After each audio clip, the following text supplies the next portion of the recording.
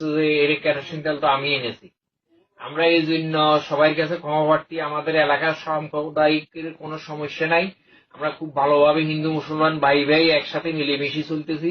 আমার বাড়ির থেকে 30-40 হাত দূরে মসজিদ, তাদের নামাজ তারা পড়তেছে, আমার পুদের পুজো আমরা করতেছি। আমাদের কোনো সমস্যা নাই।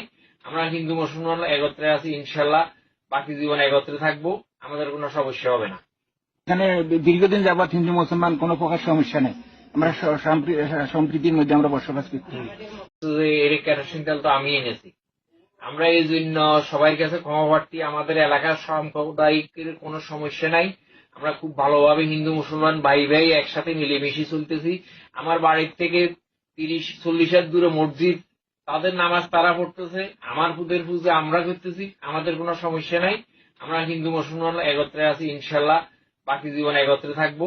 আমাদের কোনো সমস্যা হবে না।